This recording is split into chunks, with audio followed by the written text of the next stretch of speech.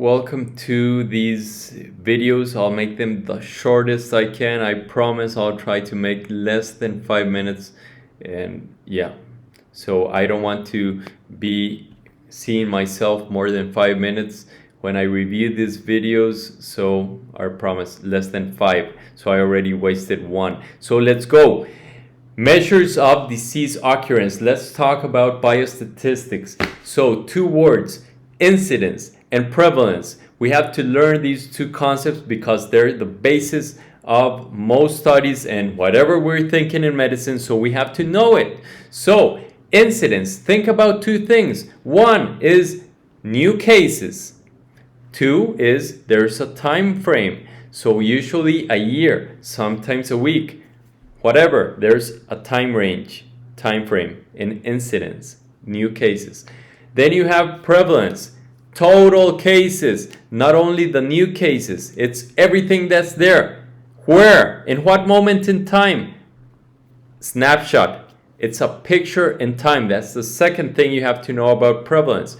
So, for incidence, you'll be given a time range. For prevalence, you will be given a specific date in time. That's how you will differentiate them.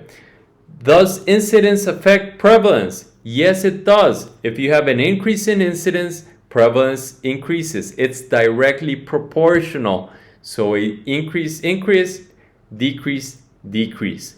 Does prevalence affect incidence? No, it doesn't, because prevalence is the picture in time of whatever you have accumulated there. And if you change that number, it's not, you don't have a time machine to go change the incidence. So usually prevalence cannot affect incidence. Okay, moving on to the next point. There are some things that come in play. For example, I'll add something important here, which is the duration of an illness. So it's a triangle. Up here is a prevalence. Right here you have incidence. Right here you have duration of illness. And up there you have prevalence.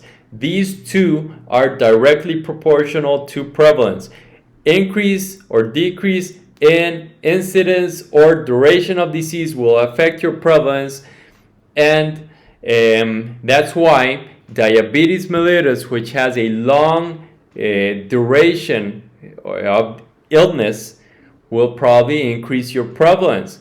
But other diseases such as a short-lived flu might actually decrease the prevalence, because when you take that picture in time, that snapshot, the patient could have already recovered from the flu and it didn't come out in the picture because the patient was already smiling and not sad. Sad is analogous to disease, right?